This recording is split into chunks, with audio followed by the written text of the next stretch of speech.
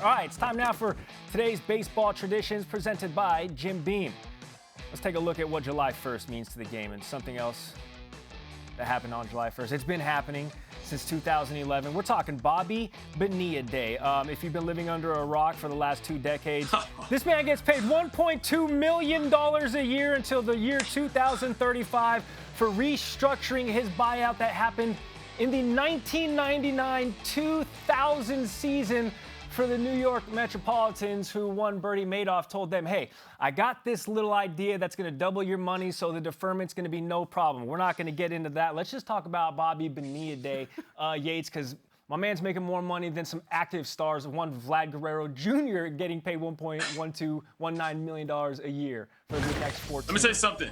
Bobby Bonilla is a star in this household for the get the check ability of him. But I mean, we're not going to show errors of Bobby Bonilla. Bobby Bonilla was a pretty good player for a long time. There was a time when him and Barry Bonds were in the same discussion, just in terms of the ones and twos. I'm not saying that they turned out that way, but like Bobby Bonilla was a fun player. Obviously, he had his issues and so forth. But like, come on, we're going to be mad at somebody for getting money? I don't think so. Not where I'm from. Where do they do that at? No, heck no. And again, he's getting the $1.19 million until the year 2035, June, year immediate take every June 30th. And we're like, oh yeah, tomorrow's Bobby Bonilla Day.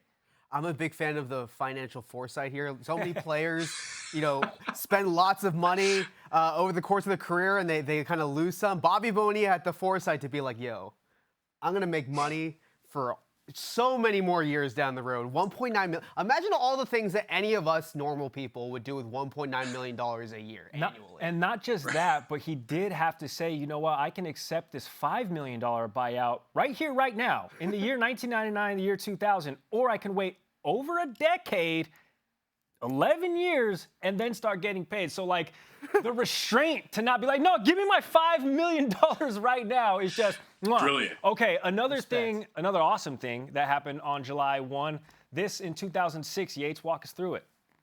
Oh, this is a great play. Many people remember Gary Matthews. They called him Sarge. Well, his son was a pretty good ball player, too. And look at this grab out here in center field that often gets forgotten.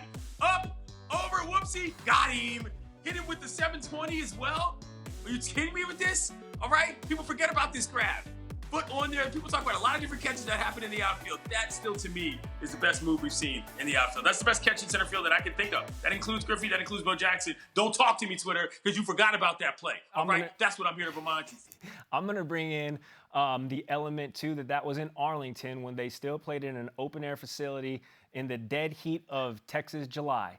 So to make that and not just be like, you know what, I'm not sweating, I'm not running, this is a home run. Also when global warming was left. Yeah, even more credit. And Yates, I know I already blew the surprise, but I messaged Gary Matthews Jr. because I was like, hey, we're talking about this. It would be awesome for you to join the program. And he messaged me back and he said, I get recognized and this catch gets brought up to me on a weekly basis. And since then, Mike Lamb and I, the guy who he robbed, have become like really close friends. And that's like the connective tissue that's kept us friends for the last 15 years. So I was like, join the program. He was like, okay, for sure.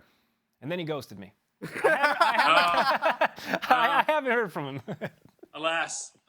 No, it's a great grab, man. I just want to remember that. That's one of those moments that people forget about. In the mid-2000s baseball, we were watching. At least I was.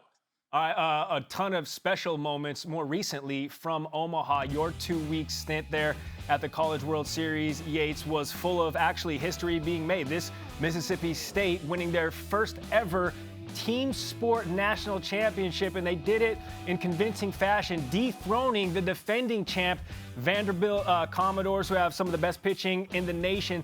They lost, Mississippi State did, in Game 1, but rallied to come back, won the final 2 games, holding Vandy to just 1 hit in the series deciding game. From your perspective, your point of view, you were boots on the ground, Yates.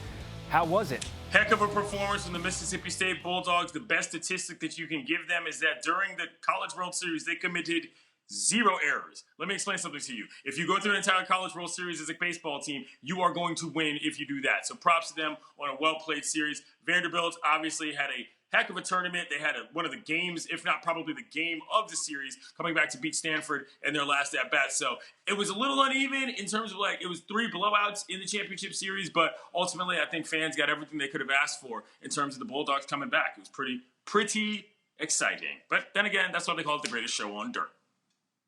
not just the talent that you saw there in Omaha, but we're talking about talent that is going to take it from the collegiate ranks to the show, and a lot of fates will be decided next week. So what were some of the big names that you saw there in Omaha and in the college baseball world in general that we should keep our eye out for during next week's draft? Well, this is the All-CWS team where there were all sorts of great players from all over the place. And Rowdy Jordan, by the way, made my All-CWS All-Name team. That's a great name. But Jack Leiter's obviously the big name here. He's got the stuff. He's got the Major League pedigree. That game that he started was the game that Vanderbilt actually won in terms of the championship series. You can see him right here breaking people off. Guy's got, he's got 4 pitches. He's got a curveball that's extremely impressive. He's one of those, like I said, we were talking about these pitchers before, max effort guys. And he even made a couple of plays fielding his position quite well throughout the series, considering how sort of violent his motion is. So he obviously tracks up well. Kamar Rocker is another guy on his team that we've heard of forever, but he's probably the guy you're going to hear about the most when we get to Denver in terms of that top 10 range in Major League Baseball draft. Yates, obviously a lot of fantastic performances that we saw in Omaha. I wanted to show you this piece of video, and if you wouldn't mind breaking it down for us, because a lot of scouts and a lot of organizations and franchises are fired up. Are absolutely fired up. With my homies, the backdoor sliders. I met a guy at a bar, he asked me if I wanted to come out and play a softball game, and I said, why not? The fun fact about this is that I actually struck out in the first AB, but then I made a scoop at first, so I made some friends, I made it back to respectability, and then I got up and had to swing that bat. I got a double, laced it in, scored later. Oh, this is fantastic. I got a hat right here. Look, see? Why did you take off the hat? Shouts to my man Feder. Because the hat's crispy. You don't want to get dirt on that thing, dude. My guy was flying. I mean, you got to take the hat off and run. It's just like I used to knock the helmet off when I played in high school. That thing is impeding my progress. That's incredible. The tape is out there. Scouts, agents, hit us up. We'll get it to the appropriate people. Now that the college baseball season is over, you can see where some of the games Davis names will be drafted. In this year's Major League Baseball draft, the first round starts at 7 Eastern next Sunday. You can watch it on ESPN, and for all the draft rankings and mock drafts, sign up for ESPN+. Thanks for watching ESPN on YouTube. For live streaming sports and premium content, subscribe to ESPN+.